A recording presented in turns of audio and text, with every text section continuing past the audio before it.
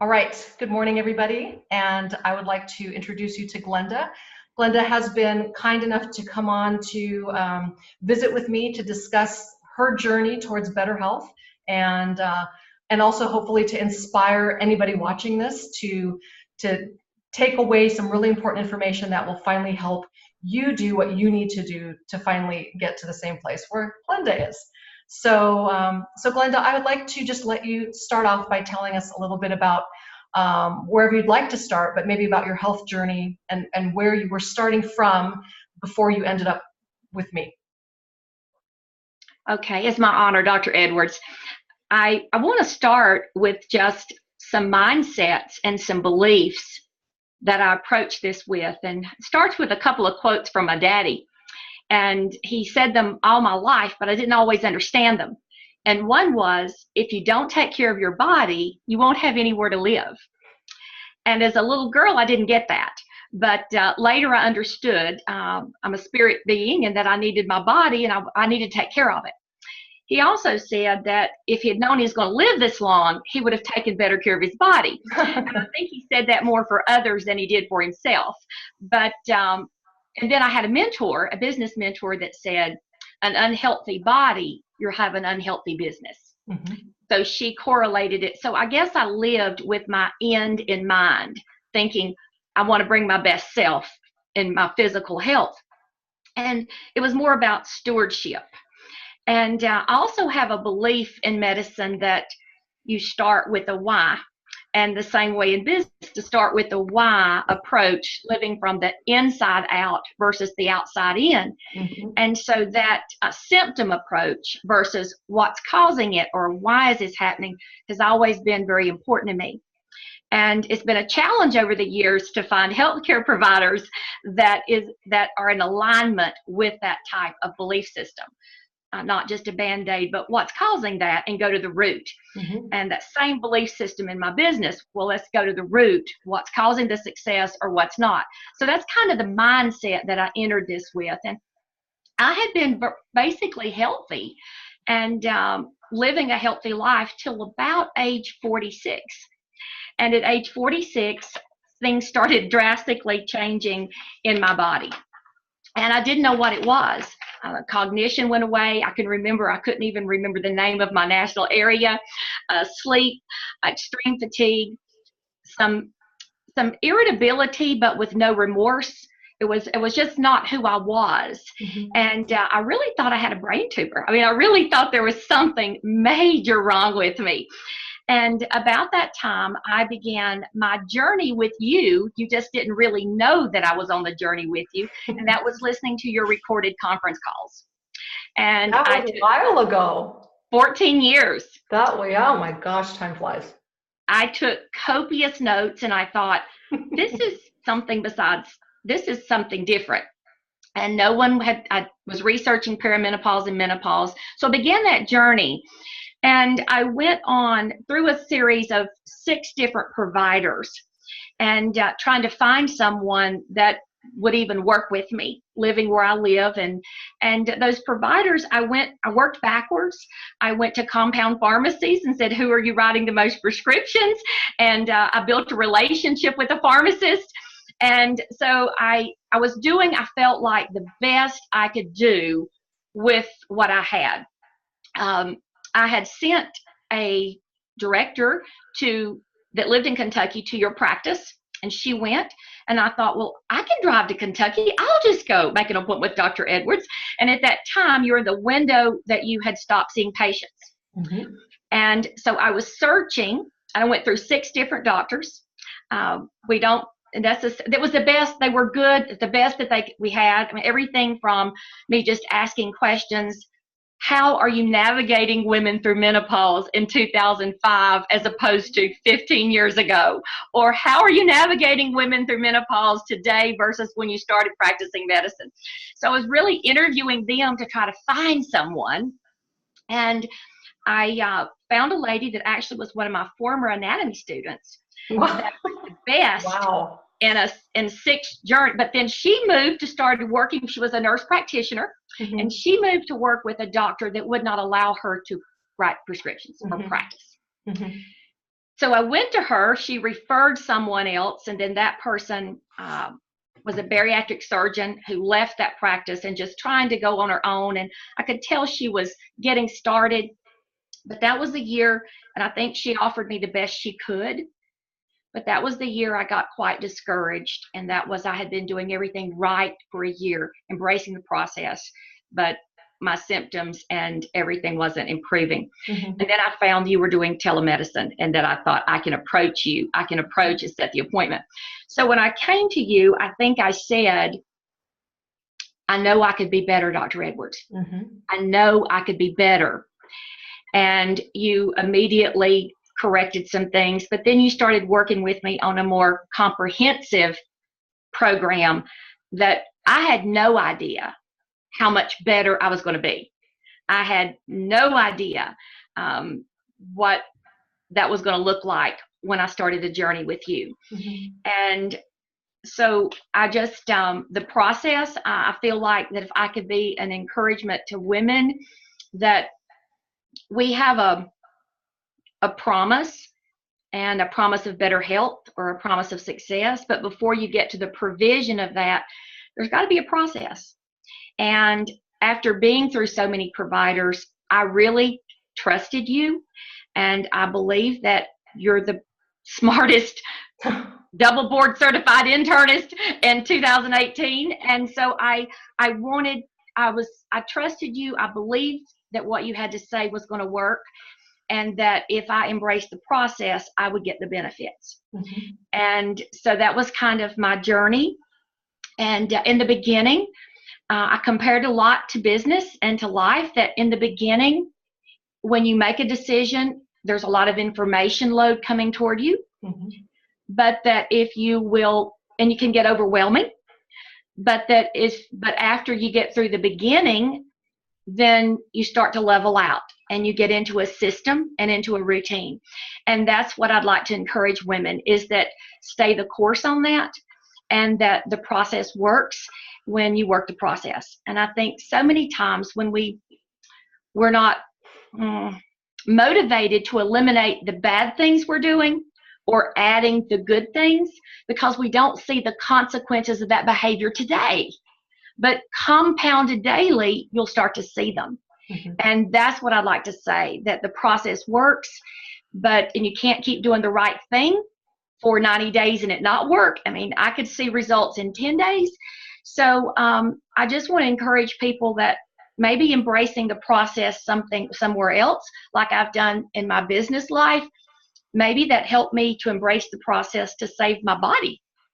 And maybe learning to embrace the process here will carry over somewhere else for you. Mm-hmm. So that's kind of my journey, and where we are today. That was very articulate and eloquent, and wow, that was really profound. Thank you so much for that. Well, you said something early on, and I wanted to just come back to that.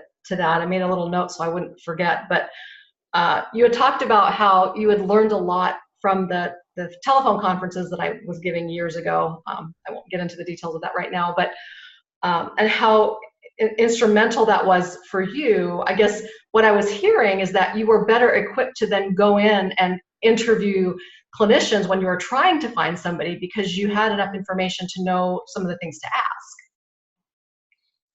Well, I can only imagine how you must feel as a internist and in the field of medicine when the majority of medical field, they're symptom driven. Mm-hmm. And whatever the symptom is, we treat that.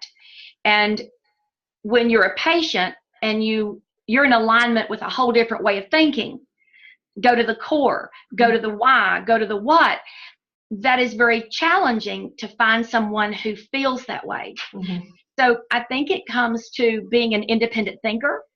It comes down to knowing what you believe and why you believe it, mm-hmm. and to educate yourself and to be an advocate for what you believe. Right. Because many of the doctors that I went to, they didn't believe. I mean, my best provider was told, you can't do this. And so you have to really be an independent thinker, and you have to know enough information to at least ask the questions and to know what you're looking for. Right. And you equipped me with that. And to know that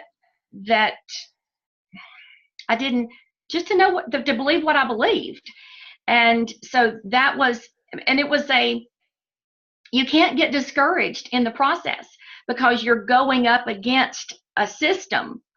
And so I operated on trying to live above the line. Mm-hmm. And many times I'll draw a line on a piece of paper because I'm grateful for the healthcare system. I'm grateful for trauma care. I'm grateful for emergency care. I'm grateful that I live in a country where we have healthcare. Right. I'm grateful for all those things. However, you can't start to blame or justify. You've got to get in there and stay the course. Mm-hmm. And it was been about a 12, 13-year journey. You have to be persistent.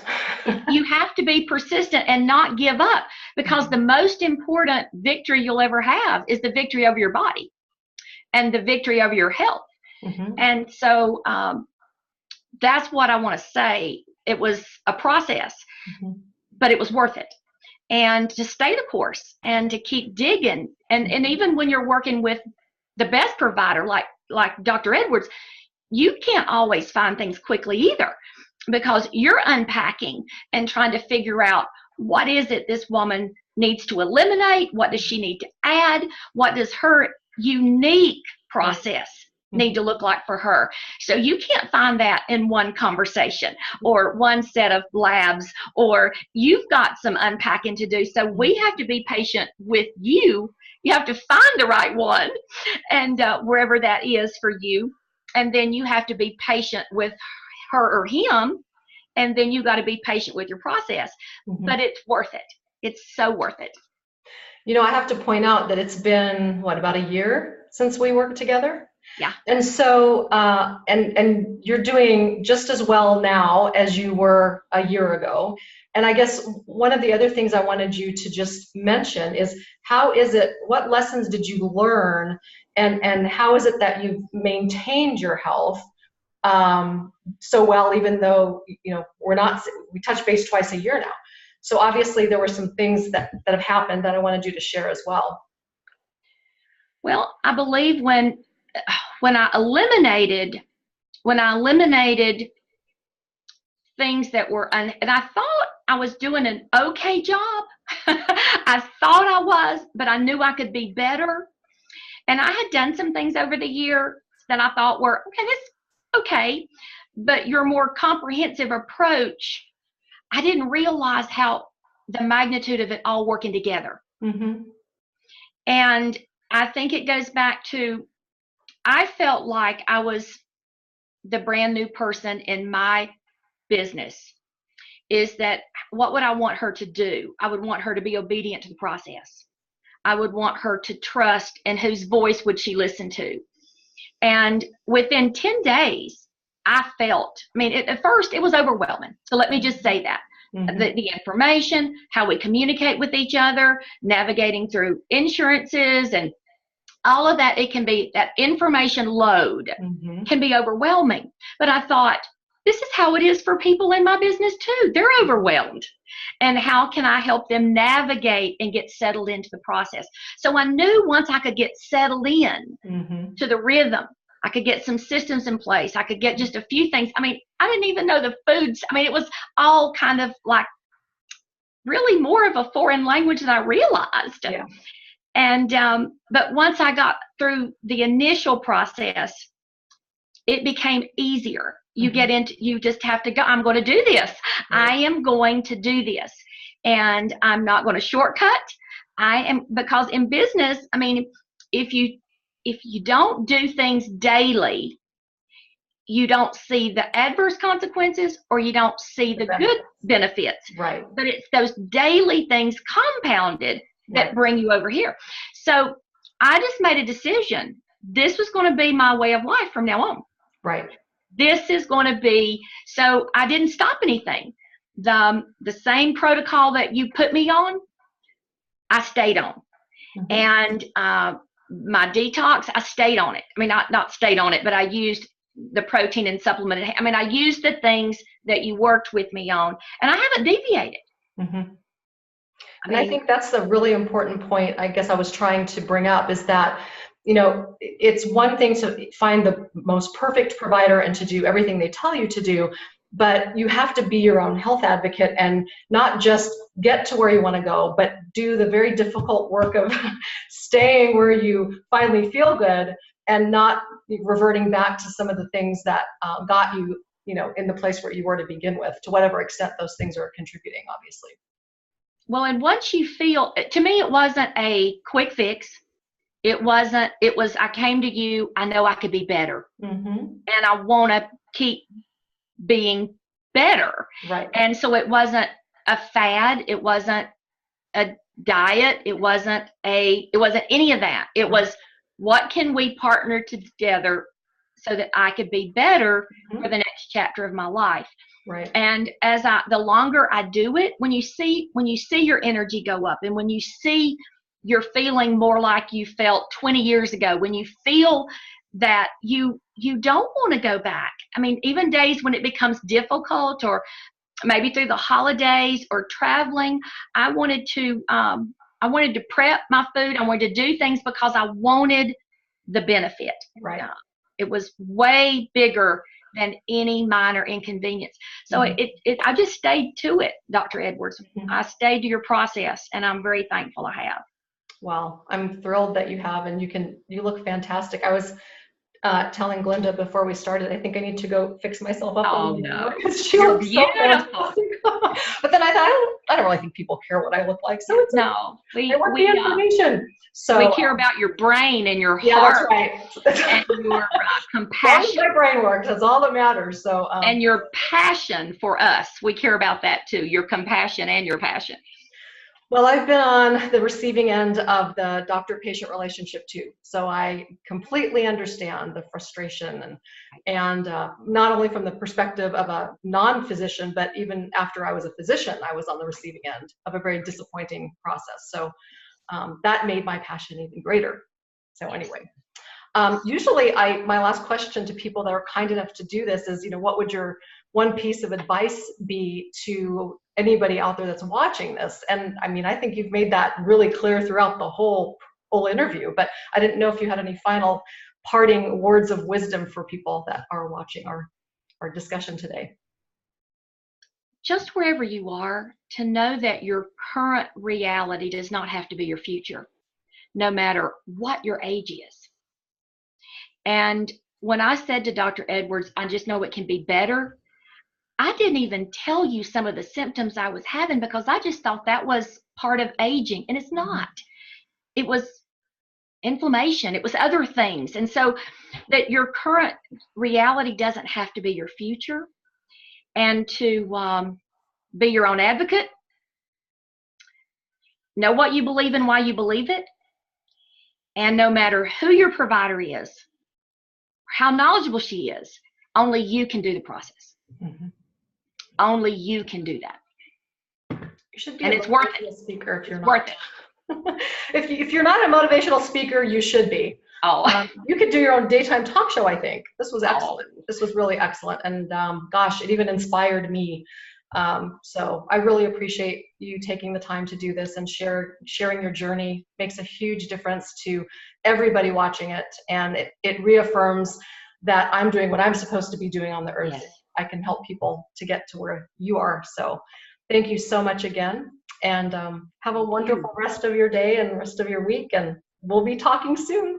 Thank you. Thank you.